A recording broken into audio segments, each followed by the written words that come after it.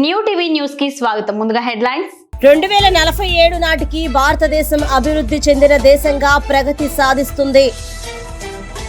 గాజువాక, భీమవరంతో పాటు పిఠాపురం కూడా ముఖ్యమే. బాలయ్య పవన్ కంటే పెద్ద నటుడు కరకట్ట Kamal Haasan, MLA RK. Details చూస్తే భారతదేశంలో ఉన్న 1.4 బిలియన్ల ప్రజల కోరికల్ని నెరవేర్చడమే కాకుండా ప్రజాస్వామ్యాన్ని అందజేస్తుందని మరియు ప్రపంచానికి ఆశను కూడా అందిస్తోంది. 2047 నాటికి భారతదేశం అభివృద్ధి చెందిన దేశంగా మారాలని ప్రజలు కోరుకోవడం వలన ఖచ్చితంగా దేశం ప్రగతి సాధిస్తోందని నరేంద్ర మోడీ అన్నారు.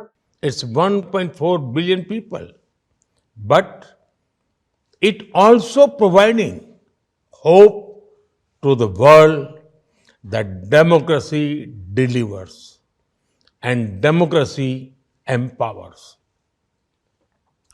When the Indian Parliament passed a law to ensure minimum 1/3 representation for women legislators, it gave hope to women across the democratic world.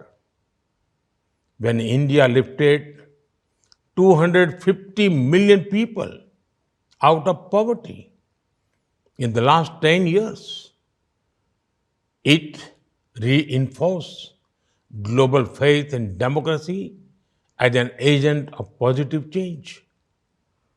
When India delivered COVID medicines and vaccines to more than 150 countries, it reflected the healing power of democracy.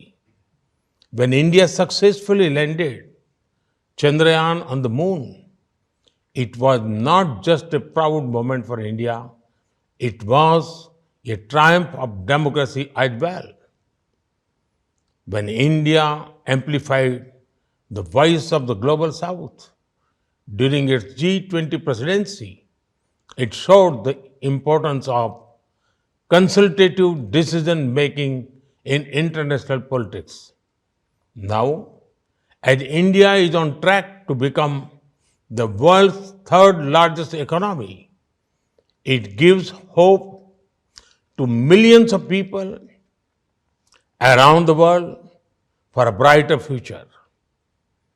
As India resolved to become a developed nation by 2047, it shows that democracy can aspire, inspire, and achieve. Tirumala శ్రీవారిని నారా కుటుంబ సభ్యులు దర్శించుకున్నారు. VIP విరామ సమయంలో నారా లోకేష్, నారా భువనేశ్వరి, నారా బ్రాహ్మణి, నారా దేవాంశులు స్వామివారి సేవలో పాల్గొని మొక్కులు చెల్లించుకున్నారు. దేవాంశ్ పుట్టినరోజు సందర్భంగా కుటుంబ సభ్యులంతా కలిసి మొక్కులు చెల్లించుకున్నారు. దేవాంశ్ పుట్టినరోజు సందర్భంగా టీటీడీ అన్న ప్రసాద ట్రస్టుకు 38 లక్షల విరాళం అందించారు.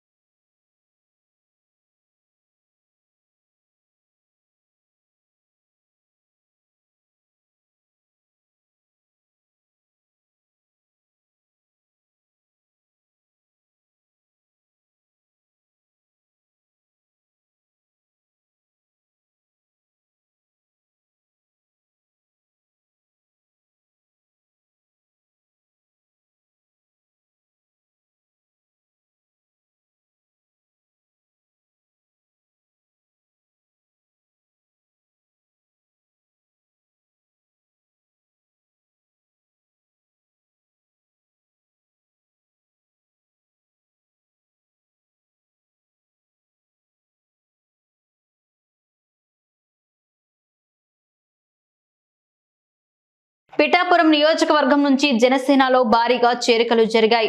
పవన్ కళ్యాణ్ సమక్షంలో పలువురు నాయకులు జనసేనలో చేరారు. ఈ సందర్భంగా పవన్ కళ్యాణ్ మాట్లాడుతూ పిఠాపురంలో కులాల ఐక్యత మొదలైందని చెప్పారు. తన గెలుపు కోసమే పిఠాపురం నుంచి పోటీ చేయట్లేదని పవన్ తెలిపారు. గాజువాక, భీమవరంతో పాటు పిఠాపురం కూడా తనకు ముఖ్యమే అన్నారు. బాలయ్య పవన్ కంటే పెద్ద నటుడు, కరకట్ట కమల్ హాసన్ అంటూ మంగళగిరి ఎమ్మెల్యే ఆర్కేను ఎద్దేవా చేశారు నారా లోకేష్. ఆయన పెద్ద నటుడని జాగ్రత్తగా ఉండాలన్నారు. కుప్పం నియోజకవర్గంతో పోటీ పడేలా మంగళగిరి నియోజకవర్గాన్ని అభివృద్ధి చేస్తామని హామీ ఇచ్చారు. ప్రభుత్వ ఉద్యోగులను పరిపాలన అభివృద్ధిలోనూ భాగస్వామ్యం చేస్తామని లోకేష్ తెలిపారు. తల్లి 2019లో కరెక్ట్ గా 21 రోజుల ముందర నేను మంగళగిరి అభ్యర్థిగా మీ ముందర నుంచున్న. ఆనాడు వాస్తవంగా మీరు ఎదుర్కొన్న సమస్యలు నేను తెలుసుకోలేకపోయా. అదేవిధంగా నేనేంటో మీకు అర్థమవలేదు. ఎన్నికలు అయిపోయినాయి. 5350 ఓట్లతో నేను ఓడిపోయాను తల్లి. ఓడిపోయిన దగ్గర నుంచి నేను వదిలిపెట్టలేదు తల్లి నియోజకవర్గాన్ని. గతంలో ఎవరిని ఓడిపోతే వెళ్ళిపోయేవారు, పనిచేసేవారు కాదు. అలాంటిది నేను ఓటమి చెందినా కూడా మంగళగిరిలోనే ఉన్నా. మంగళగిరి ప్రజలకి నేను సేవ్ చేసిన తల్లి.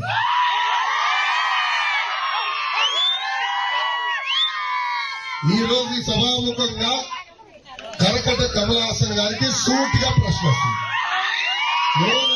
కరకట్ట కమల్ హాసన్ తెలీదా? అరే మీకు తెలియలేదా? ఇక్కడే చెప్పండి. అరే నువ్వు ఆగమ్మా, పెద్దమ్మకి తెలియదంట చెప్పని. అమ్మా బాలబాబు గారు తెలుసు కదా, పవన్ అన్నా తెలుసు కదా. వాళ్ళిద్దరికన్నా అద్భుతమైన నటుడు ఉన్నాడు. అతని పేరు కరకట్ట కమల్ హాసన్. మన నియోజకవర్గం శాసనసభ్యుడు ఆల రామకృష్ణారెడ్డి గారు. ఆయన ఎంత అద్భుతంగా నటిస్తాడంటే 6 నెలల క్రితం నేను రాజీనామా చేస్తున్నా, ముఖ్యమంత్రి గారు అనేక హామీలు ఇచ్చారు నియోజకవర్గానికి, ఏ ఒక్క హామీ నిలబెట్టుకోలేదు అని చెప్పినాడు. ఆనాడు ఆయనే చెప్పారు, నన్ను మంత్రి చేస్తానని చేయలేదన్నాడు. నియోజకవర్గానికి 2,000 కోట్ల రూపాయలు ప్రతి సంవత్సరం ఖర్చు పెట్టి అభివృద్ధి చేస్తానని ముఖ్యమంత్రి గారు చేయలేదన్నారు. ప్రజలు అనేక ఇబ్బందులు ఎదుర్కొంటున్నారు, బాధల్లో ఉన్నారు. వాళ్ళ సమస్యలు నేను పరిష్కరించలేకపోతున్నానని ఇంకా వద్దు నాకు రాజకీయాలని రాజీనామా చేసి షర్మిల గారి వెనకాల పరిగెత్తుకుంటూ వెళ్ళాను. తర్వాత 2 నెలలు ఏమైందో నాకు తెలియదు. ఏం మాటలు కుదిరినాయో నాకు తెలియదు. మళ్ళీ సడన్ గా ముఖ్యమంత్రి గారి ఇంటి ముందర కంప్లీట్ చేయడం కరకట్ట కమల్ హాసన్. పక్కన కట్ చేస్తే సీను ముఖ్యమంత్రి గారు కండ వేస్తున్నారు. ఇంత అద్భుతమైన నటుడు. ఇలా ఎన్నో నటులు చేస్తాడు. రేపు వస్తాడు మళ్ళీ క్యారేజ్ పెట్టుకుని పొలంలోకి వస్తాడు. మళ్ళీ అదేదో క్యారేజ్ నిలిచినట్టు ఒక యాక్టింగ్, మళ్ళీ ఇంకొక యాక్టింగ్. ఇటు అద్భుతమైన నటన మొదలు పెడతాం. తల్లి నటన నాకు తెలుస్తాను. ముందున్నట్టుగా చెప్తా, చేయగలిగితే చేస్తానంట, చేయలేకపోతే క్షమించండి నేను చేయలేనండి. అమ్మా నేను ఓడిపోయిన తర్వాత కూడా కేఆర్ కొండూరుకి ఆరోగ్య రథాలు పంపించాను. మీకు ఉచితంగా అనారోగ్యంతో ఇబ్బంది పడుతుంటే, ఊర్లో ఎవరైనా అనారోగ్యంతో ఇబ్బంది పడుతుంటే వాళ్ళకి ఉచితంగా మందు బిల్లు మనం అందించాం. నిరుపేద కుటుంబాన్ని ఆదుకునే దానికి, స్వయం ఉపాధి కల్పించడానికి ట్రైనింగ్ ఇచ్చి కుట్టు మెషిన్ కూడా అందజేశాం. నిరుపేద కుటుంబాలకి తోపుడు బండ్లు అందజేశాం. నాకు తెలిసినంత వరకు దాదాపు 70 కుటుంబాలని ప్రతిపక్షంలో ఉంటూ ఆరోగ్య రథం కాకుండా ఆదుకుంటాం జరుగుతుంది. అదే కానీ మీరు నన్ను ఆశీర్వదించి దీవించి భారీ మెజార్టీతో శాసనసభకు పంపిస్తే కాంగ్రెస్ పాలనలో రైతన్నకు దెబ్బ మీద దెబ్బ. కాంగ్రెస్ ప్రభుత్వ నిర్లక్ష్యంతో ఎండిన పంటలకు, అకాల వర్షాలు, వడగండ్ల వానలతో దెబ్బతిన్న పంటలకు ఎకరాకు 10,000 చొప్పున రూపాయలు నష్టపరిహారం ఇవ్వాలని డిమాండ్ చేశారు మాజీ మంత్రి సింగిరెడ్డి నిరంజన్ రెడ్డి. రాష్ట్రంలో లక్షలాది ఎకరాలలో పంటలు ఎండిపోతున్నాయి. సర్కారు నీళ్ళు ఇయ్యక, కరెంట్ ఇయ్యక రైతాంగాన్ని అవస్థలకు గురి చేస్తూ ఉంది. రెండో వైపు అకాల వర్షాలు, వడగళ్ల వానతోన ఆదిలాబాద్ కానీ, నిజామాబాద్ కానీ, కామారెడ్డి కానీ, సిద్దిపేట ప్రాంతంలో కానీ, కరీంనగర్లో కానీ వేలాది ఎకరాలలో వడగళ్ల వానతో, రాళ్ల వానతో పంట నష్టం జరిగింది. రైతులు దెబ్బ మీద దెబ్బ పడతా ఉంది. ఒకవైపు 3-3.5 ఎకరాలలోపు మాత్రమే రైతు బంధు ఇచ్చి చేతులు దులుపుకొని మేము మొత్తం 80% చేసినామని చెప్పి మాట్లాడుతున్నారు. ఏ లేదంటే చెప్తాను కొడతామని మాట్లాడతారు, అసభ్యకరంగా మాట్లాడతారు. ఇంత ఇచ్చినాం ఇంత ఇస్తామని రోజువారీ ప్రకటన చేయడానికి చేత కాదు, కానీ ఇవ్వలేదని అడిగినటువంటి వాళ్ళను చాలా రోషంగా మాట్లాడి పరుషంగా మాట్లాడుతున్నారు. కరెంటు నీళ్ళు అనేకే ఎందుకు చేతనే తెలియదు ప్రభుత్వానికి. గతంలో వరుసగా కరెంటు నీళ్లను మేము ఎట్లా ఇవ్వగలిగినాం కేసీఆర్ ప్రభుత్వంలో? 100 రోజుల్లోపే అతలాకుతలం చేసేస్తారు మొత్తం. వ్యవసాయం అంటే అత్యంత ఆశతో సంతోషంగా అప్పటిదాకా భూములను వదిలిపెట్టిన రైతులు సైతం, పట్టణాలలో ఉండేటువంటి రైతులు సైతం తిరిగి వచ్చి గ్రామాలలో వ్యవసాయాన్ని చాలా ఆపేక్షగా చేసేటువంటి పరిస్థితి మేము కల్పిస్తే మళ్ళీ వ్యవసాయం అంటే మునుపటి రోజులు గుర్తుకు తెస్తున్నారు. దీని బదులు ఇంకేదైనా పని చేసుకొని బతుకుతున్నారు దేవుడా అనేటువంటి ఒక దుస్థితిని కాంగ్రెస్ ప్రభుత్వం కల్పిస్తూ ఉంది. నీళ్లు ఉన్న కాడికి ఉన్న నీళ్లను రిజర్వాయర్లలో ఏ మేరకు ఉంటే ఆ మేరకు ఈ మేరకు ఇస్తామని చెప్పి ముందే ప్రకటించమని చెప్తానంటే ఆనాడు ఎన్నికలైన వెనువెంటనే మేము చెప్పినాం. డిసెంబర్ 1st వీక్లో చెప్పినాం. ఫలితాలు వచ్చి ప్రభుత్వం ఏర్పడిన వెనువెంటనే చెప్పినాం, యాసంగి స్టార్ట్ అవుతుంది, ఎంత మేరకు ఇస్తారు రైతులకు, ఆయా రిజర్వాయర్లలో ఉండేటువంటి నీళ్ళన్నీ చూసుకొని మీరు పద్ధతి ప్రకారంగా మీరు కాషన్ చేసి చెప్పండి అని చెప్పినాం. పట్టించుకోలే. రాజకీయాల మీద విద్వేషంగా గత ప్రభుత్వం మీద, ప్రభుత్వ అధినేత మీద మాట్లాడడానికే పరిమితం అయిపోయినారు. ప్రణాళికాబద్ధంగా ఉన్న నీళ్లను హేతుబద్ధంగా ఎట్లా వాడుకుందాం అనేటువంటి దానికి ఒక్కనాడు కూడా సమీక్ష చేయలే ఈ ప్రభుత్వం. ప్రాజెక్టులే ఎత్తి గేట్లు ఎత్తి నీళ్ళు ఇవ్వమంటే అది చేత కాదంట, కానీ రాజకీయ గేట్లు ఎత్తి పార్టీలో అందరూ రావాలని చెప్పి మాట్లాడుతున్నారు. ఎత్తంగానే మొత్తం జనం అంతా వచ్చేస్తారని మాట్లాడతారు. రాజకీయాల మీద ఉన్నటువంటి దృష్టి మక్కువ రైతాంగం మీద లేదు. అయిపోయినాయి కదా రాజకీయాలు, ఎన్నికలు అయిపోయారు, మీ ప్రభుత్వం ఏర్పడే ఈ మళ్ళీ 5 ఏళ్లకు ఈ లోపల చేయాల్సిన పని ఎందుకు ఎన్నికైనో ఆ పని చేయాలి కదా. మీ ప్రభుత్వం వచ్చేది ప్రజలకు సేవ చేయడానికి. ఈ రాష్ట్రంలో 59-60% మంది ప్రజలు ప్రత్యక్షంగా పరోక్షంగా వ్యవసాయం మీద ఆధారపడి బతుకుతారు. అంటే 2.5 కోట్ల పైచిలకు మంది. వాళ్ళ జీవితాల పట్లనే మీకు పట్టింపు లేకపోతే మీరు ఏం చేస్తున్నట్లు అసలు? ఎన్నికలు వచ్చిన ప్రతిసారి ఏదో ఒక ఎజెండాతో ఈ పార్టీలు ప్రజల్లోకి వెళ్తున్నాయని, ప్రజలు కళ్ళు తెరవాలని ఆమె కోరారు. ఏపీకి హోదా ఇచ్చే అంశంపై కాంగ్రెస్ పార్టీ వెనక్కి తగ్గదని స్పష్టం చేశారు. ప్రజలంతా హోదాపై ఆలోచన చేయాలని షర్మిల అన్నారు. ఈరోజు దళితులకు కానీ, ఎస్టీలకు కానీ, మైనారిటీలకు కానీ ఇలా అట్టడుగునున్న వర్గాలలో ఏ ఒక్కరికి భరోసా లేకుండా పోయింది, సెక్యూరిటీ అనేదే లేకుండా పోయింది. పోయి మిగతా భారతదేశం అన్నా బాగుందా, అభివృద్ధి జరిగిందా, ఆర్థికంగా బలపడిందా అంటే India as a developing nation in the natural scheme of things grow అయిందే తప్ప బీజేపీ చేసింది ఏమీ లేదు. ఇంకా బీజేపీ ఏదైనా చేసింది అంటే అదానీలకు, అంబానీలకు భారతదేశ సంపదను దోచిపెట్టడం. ఇదే రాష్ట్రంలో, మన రాష్ట్రంలోనే చూస్తున్నాం గంగవరం పోర్టు. రాజశేఖర రెడ్డి గారు గంగవరం పోర్టు ప్రభుత్వ వాటా ఎంతైతే ఉందో ఆ ప్రభుత్వ వాటాని కాపాడటమే కాదు, మళ్ళీ గంగవరం పోర్టు ప్రభుత్వానికే చెందాలి అని 30 ఏళ్ల అగ్రిమెంట్ చేస్తే ఆ 30 ఏళ్లలో 15 సంవత్సరాలు అయ్యేపోతే ఇంకో 15 సంవత్సరాలలో మళ్ళీ గంగవరం పోర్టు ప్రభుత్వం చేతికే వచ్చే అవకాశం ఉంటే ఇక్కడున్న జగనన్న గారు, ముఖ్యమంత్రి గారు జగన్మోహన్ రెడ్డి గారు చీప్ గా చాలా తక్కువ ధరకి కేవలం 6,500 కోట్లకు వాల్యుయేషన్ వేశారు. అతి తక్కువ ధరకి బీజేపీ మెప్పు కోసం అదానికి ఇచ్చేశారు. ఇలా ఒక గంగవరం పోటే కాదు, ఇలా ఏది చూసుకున్నా రాష్ట్రంలో జరుగుతున్నది ఇదే. ఇటీవల కాలంలో విశాఖ స్టీల్స్ అటువైపు వెళ్ళడం జరిగింది. అదైతే దారుణమైన పరిస్థితి. రాష్ట్రానికి తలమానికమైన విశాఖ స్టీల్స్ ను కూడా ఈరోజు ప్రైవేటైజ్ చేయడానికి వెనుకాడటం లేదు కేంద్ర రాష్ట్ర ప్రభుత్వాలు. అంటే ఇది ఎంత సిగ్గుచేటు, ఎంత సిగ్గుచేటు. ఇక్కడ కొనుక్కోబోయే వాళ్ళు ఎవరో పెద్ద రహస్యం ఏమీ కాదు, ఇది బహిరంగ సీక్రెట్. ఏ అదానియో ఏ అంబానీయో వీళ్ళకే అమ్ముతారు. బీజేపీ అడిగింది ఆలస్యం కాదు, వాళ్ళకి ఏ పదవులు కావాలంటే ఆ పదవులు ఇస్తున్నారు. జగన్మోహన్ రెడ్డి గారు రాజ్యసభ అంటే రాజ్యసభ, టీటీడీ అంటే టీటీడీ, ఏది అడిగితే అది. ఎందుకు అని అడుగుతున్నాం.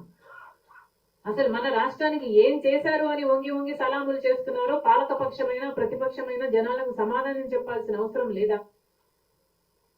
ప్రత్యేక హోదా ఆంధ్ర రాష్ట్రానికి ఊపిరి లాంటిది. ప్రత్యేక హోదా లేకపోతే 10 సంవత్సరాలుగా మనం ఒక్క అడుగు కూడా ముందుకు వేయలేకపోయాం. ఇది రాష్ట్ర ప్రజలందరికీ తెలిసిన విషయం. కానీ ప్రత్యేక హోదా ఇంతవరకు రాలేదు. అంత ముఖ్యమైన అంశం అయినప్పటికీ కూడా ఆ రోజు కాంగ్రెస్ పార్టీ 5 సంవత్సరాలు ప్రత్యేక హోదా అంటే ఆ రోజు చంద్రబాబు గారు చెప్పిన మాట, మాకు 5 సంవత్సరాలు సరిపోదు, 15 సంవత్సరాలు అన్నారు. అదే వేదిక మీద ఉన్న మోడీ గారు 10 సంవత్సరాలు ఇస్తాము అని మాట ఇచ్చారు ఆంధ్ర రాష్ట్ర ప్రజలకు తిరుపతి సాక్షిగా. 10 సంవత్సరాలు అయ్యే పోయింది, ఇంతవరకు ప్రత్యేక హోదా అయితే రాలేదు. ప్రత్యేక హోదా వస్తే ఎన్నో పరిశ్రమలు వస్తాయి, ఉద్యోగాలు వస్తాయి, అభివృద్ధి జరుగుతుంది. ఇవన్నీ తెలిసినప్పటికీ కూడా మొదట 5 సంవత్సరాలు ఉన్న ముఖ్యమంత్రిగా ఉన్న చంద్రబాబు గారు అయితేనేమి, ఇప్పుడు 5 సంవత్సరాలుగా ముఖ్యమంత్రిగా ఉన్న జగనన్న గారు అయితేనేమి, ఇద్దరు ప్రత్యేక హోదాను తాకట్టు పెట్టారు. అసలు ఆంధ్ర రాష్ట్రానికి చెందాల్సిన హక్కులన్నీ కూడా తాకట్టు పెట్టారు. ఈరోజు మన రాష్ట్రం అయితే అభివృద్ధికి నోచుకోలేదు అంటే కారణం ఎవరూ కాదు. ఒక పక్క పాలకపక్షం, ఒక పక్క ప్రతిపక్షం. అసలు ఊసే లేకుండా చేశారు. ప్రత్యేక హోదా అన్న ఊసే లేకుండా చేశారు.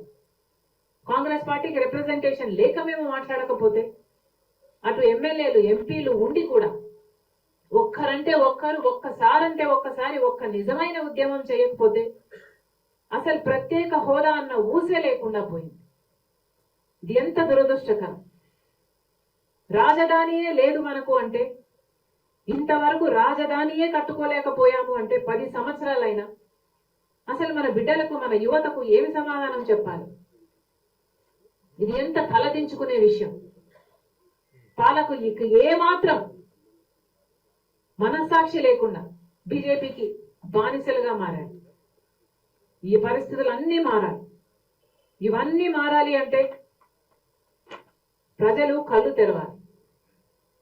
బీజేపీ చేస్తున్న మోసాన్ని గమనించాలి. ఎన్నికలు వచ్చిన ప్రతిసారి ఒక హిజాబో, ఒక పుల్వామానో, లేకపోతే ఒక రామ్ మందిరో, ఇలాంటి ఎన్నికలు వచ్చిన ప్రతిసారి ఒక అంశాన్ని తీసుకొస్తారు. ఆ అంశం మీదనే ఎన్నికలకు వెళ్తారు. ఆ తర్వాత ఎన్నికలు అయిపోయాక ఇష్టారాజ్యం. బీజేపీ చేస్తున్న మోసం ప్రజలందరూ గమనించాలి, కళ్ళు విప్పాలి. ఈరోజు ఇంతమంది పెద్దలు ఈ ప్లాట్ఫామ్ నాకు ఇచ్చారు. మాటిస్తున్నాం, కాంగ్రెస్ పార్టీ తరఫున మనం అందరం కలిసి పోరాటం చేద్దాం.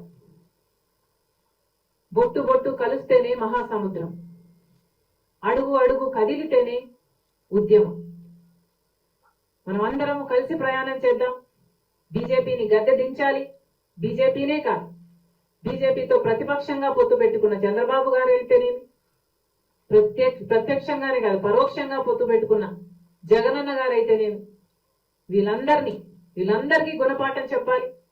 బీజేపీకి తో కలిసి పనిచేస్తున్న అన్ని పార్టీలను మేము వ్యతిరేకిస్తున్నాం. ప్రజల తరపున మేము పోరాటం చేస్తాం. ఈ వేదిక సాక్షిగా కాంగ్రెస్ పార్టీ మీ అందరితో నిలబడుతుంది. మీరెక్కడ పోరాటం చేస్తే అక్కడికి కాంగ్రెస్ పార్టీ కూడా వస్తుంది.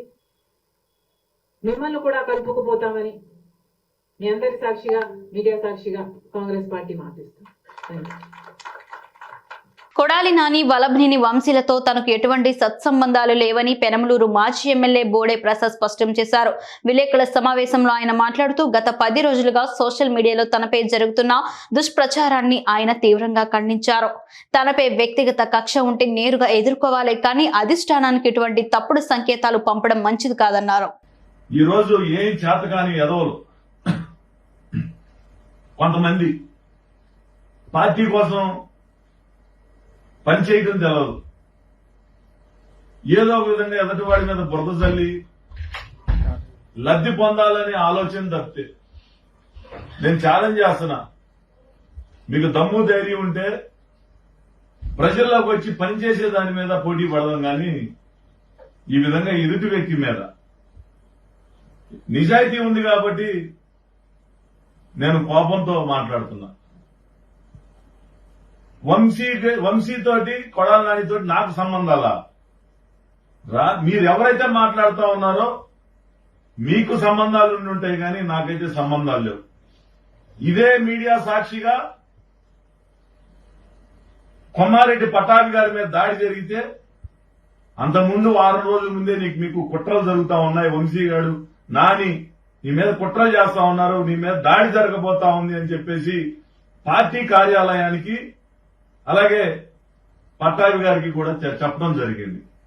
అంటే నాకు సత్సంబంధాలుంటే నేను వాళ్ళ గురించి పట్టాభికి పార్టీ కార్యాలయానికి చెప్తానా?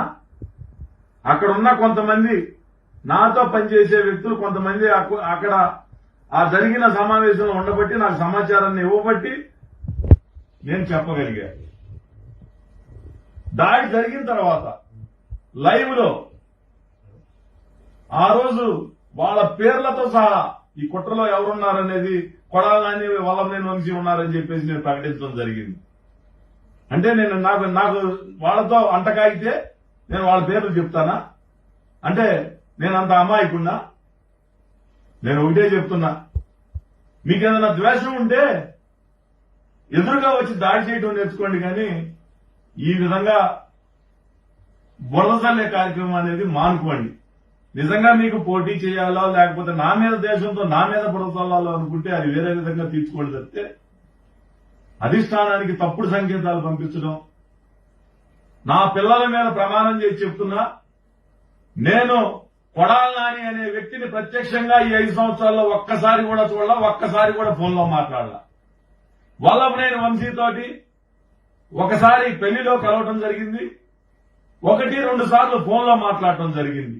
అది కూడా అతను నాకు కాల్ చేస్తే నేను ఎన్నోసార్లు చెప్పా, భువనమ్మ గారి మీద దాడి జరిగినప్పుడు నువ్వు నోరు పారేసుకున్నప్పుడు నీ సర్వస్వం కోల్పోయావు, నువ్వు చేసిన తప్పు వెనక్కి తీసుకోలేని తప్పు చేశావని చెప్పేసి నేను మెసేజ్ పెట్టడం జరిగింది. రానున్న ఎన్నికల్లో నరేంద్ర మోడీ నాయకత్వంలో ఎన్డీఏ కూటమి 400 సీట్లు గెలిచే దిశగా కృషి చేస్తోందని కేంద్ర మంత్రి కిషన్ రెడ్డి అన్నారు.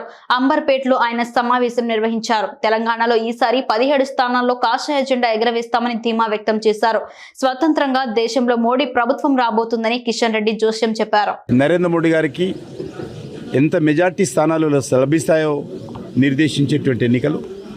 ఇప్పుడు 302 స్థానాలు ఉన్నాయి. భారతీయ జనతా పార్టీకి సొంతంగా 370 స్థానాలు వస్తాయనేటువంటి అంచనా వేస్తూ ఉన్నారు అందరూ. ఎన్డీఏకు 400 సీట్లు దాటాలనేటువంటి లక్ష్యంతో పనిచేస్తూ ఉన్నారు. నాకు పూర్తి విశ్వాసం ఉంది. దేశంలో గతంలో ఎన్నడూ లేనటువంటి మెజార్టీ నరేంద్ర మోడీ గారి నాయకత్వంలో ఈరోజు భారతీయ జనతా పార్టీకి దేశ ప్రజలు కట్టబెట్టబోతూ ఉన్నారు.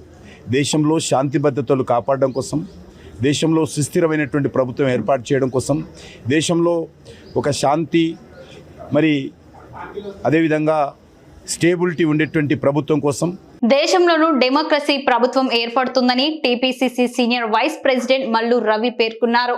ఆయన గాంధీ భవన్ లో మాట్లాడుతూ ప్రజల మైండ్ లో కాంగ్రెస్ ఫిక్స్ అయిందని, పార్లమెంట్ ఎన్నికల్లో హస్తం పార్టీదే విజయమన్నారు. కాంగ్రెస్ వేవ్ లో మోడీ పరారవుతారని అభిప్రాయపడ్డారు. పార్లమెంట్ ఎన్నికల్లో 17 స్థానాలు గెలిచేందుకు సీఎం రేవంత్ రెడ్డి మంత్రులు టీం వర్క్ చేస్తున్నారన్నారు. హాస్యాస్పదంగా ఉంది. ప్రజలు నవ్వుతున్నారు, మేము కాదు. అరే మేము అనుభవిస్తుంటే అసలు బస్సుల్లో మాకు ఫ్రీగా తిరుగుతుంటే దాదాపు 20 కోట్ల మంది మహిళలు ఉచితంగా ప్రయాణం చేశారు. ఇప్పటికే వీరెన్ని మాట్లాడినా కాంగ్రెస్ పార్టీ రేపు వచ్చే పార్లమెంట్ ఎన్నికల్లో ఏ రకంగా అయితే స్పష్టమైన మెజారిటీ ఇచ్చి ప్రభుత్వాన్ని ఏర్పాటు చేయడానికి ప్రజలు ఓట్లు ఇచ్చారో, ఈసారి దానికి రెట్టింపు ఓట్లేసి దాదాపు 17 సీట్లు వస్తాయనుకుంటున్నాం. 1-2 ఏదైనా తగ్గితే తగ్గొచ్చు తప్ప అన్ని గెలిచేటటువంటి అవకాశం ఉంది. ఇదేదో మేము మాయమాటలు చెప్పి కానీ చేస్తామని చెప్పింది కాదు. చేస్తామని ఇచ్చినటువంటి వాగ్దానాల్ని అమలు చేయటం వల్ల 100 రోజుల్లోనే ప్రజలు ఈ ప్రభుత్వం మీద ఒక భరోసా కలిగింది. వాళ్ళకి ఈ ప్రభుత్వం పనిచేస్తుంది, సంవత్సరం లోపల 2 లక్షల రూపాయల అప్పు కూడా మాఫీ చేస్తారనే నమ్మకం వచ్చింది. రైతులకి రైతు బంధు కూడా 5 ఎకరాల వరకు ఇచ్చారు. ఇంకా ఏ రకంగా వాళ్ళని విధి విధానాలను ఏర్పాటు చేస్తున్నారు. తర్వాత రైతులకి ఇబ్బందికరంగా ఉన్నటువంటి ధరని దాని మీద కమిటీ వేసి రిపోర్ట్ తీసుకొని అందులో ఇబ్బంది పడుతున్న వాళ్ళ సమస్యల పరిష్కారాన్ని తహసీల్దారు, ఆర్డీఓ, కలెక్టర్, సిసిఎల్ఏ వీళ్ళందరికీ ఎక్కడెక్కడ సమస్యల పరిష్కారం కావాలో అవన్నీ చెప్పారు. ప్రజలు అధికారుల దగ్గర పోయి ఆ సమస్యల పరిష్కారం చూస్తున్నారు. ఇవి కాకుండా 10 సంవత్సరాల నుంచి పేరుకుపోయినటువంటి సమస్యలన్నీ ప్రజలు ఇప్పుడు ఇంతకుముందు ప్రగతి భవన్ ఇప్పుడు ప్రజాభవన్గా చేస్తే అక్కడ ఒక ఉన్నతాధికారిని అక్కడ పెట్టారు. దానికి ఇన్ఛార్జిగా డాక్టర్ చిన్నారెడ్డిని స్టేట్ ప్లానింగ్ బోర్డు వైస్ చైర్మన్ని ఇన్ఛార్జిగా పెట్టి ఇచ్చిన అప్లికేషన్లన్నీ కంప్యూటరైజ్ చేసి సంబంధిత శాఖలకు పంపించి వాటి పరిష్కారం చేసి దాన్ని ఎప్పటికప్పుడు ప్రజలకు కూడా తెలియజేస్తున్నారు. ఇది రేవంత్ రెడ్డి ముఖ్యమంత్రిగా అయిన తర్వాత రాష్ట్రంలో జరుగుతున్నటువంటి ఒక సంక్షిప్తమైనటువంటి పరిస్థితి. దీన్ని వదిలిపెట్టి వ్యక్తిగతంగా ముఖ్యమంత్రిని అనుచితమైన వ్యాఖ్యలు ముఖ్యమంత్రి మీద మాట్లాడేటప్పుడు, ప్రధానమంత్రి మీద మాట్లాడేటప్పుడు మన ప్రజాస్వామ్య విలువలని గుర్తుపెట్టుకొని మాట్లాడాలి. ఒకవేళ మనం మాట్లాడేటప్పుడు దానికి ఒక సందర్భం, ఒక పరిస్థితి అటువంటిది ఉండాలి. ఇప్పుడు ఏం పరిస్థితి ఉంది? మొత్తం వాళ్ళ తెలంగాణ రాష్ట్రంలో జరుగుతున్నటువంటి పరిపాలనని భారతదేశంలో ప్రజలందరూ తెలంగాణ మోడల్ ప్రభుత్వం కావాలని కోరుకుంటున్నారు. తెలంగాణ మోడల్ అనేది ఇప్పుడు ఇంతకుముందు గుజరాత్ మోడల్ అనే దాన్ని తీసి దానిపైకి ఇప్పుడు తెలంగాణ మోడల్ వచ్చింది. తెలంగాణ మోడల్లో సెక్యులర్ డెమోక్రటిక్ పరిపాలన తెలంగాణలో నడుస్తుంది. తెలంగాణలో సంక్షేమం, అభివృద్ధి సమపాలనలో నడుస్తుంది. ప్రజల భాగస్వామ్యంతో తెలంగాణలో ప్రభుత్వం నడుస్తుంది. ప్రభుత్వ అధికారుల భాగస్వామ్యంతోనే ప్రభుత్వ నిర్ణయాలు తీసుకుంటున్నారు. ఇవన్నీ తెలంగాణ మోడల్. ఈ తెలంగాణ మోడల్ లాగా రేపు వచ్చే పార్లమెంట్ ఎలక్షన్లో డెఫినెట్గా ఇండియా కూటమి ఎక్కువ స్థానాలను గెలిచి కేంద్రంలో సెక్యులర్ డెమోక్రటిక్ ప్రభుత్వాన్ని ఏర్పాటు చేసి ప్రజలకు మళ్ళీ స్వేచ్ఛగా మాట్లాడే అవకాశం, బ్రతికే అవకాశం, వారు వృత్తుల్ని వారు నిర్ణయించుకునే అవకాశం, అవన్నీ కూడా కాంగ్రెస్ పార్టీ కలుగజేస్తుందనే నమ్మకం ఇవాళ భారతదేశంలో ప్రజలందరికీ వచ్చింది. వార్తలు ముగించే ముందు హెడ్లైన్స్ మరోసారి. 2047 నాటికి భారతదేశం అభివృద్ధి చెందిన దేశంగా ప్రగతి సాధిస్తుంది. గాజువాక, భీమవరంతో పాటు పిఠాపురం కూడా ముఖ్యమే. బాలయ్య పవన్ కంటే పెద్ద నటుడు కరకట్ట Kamal Haasan, MLA RK. New TV news ఇంతటితో సమాప్తం. తిరిగి రేపటి బులెటిన్ లో మళ్ళీ కలుసుకుందాం. అంతవరకు సెలవు. నమస్కారం.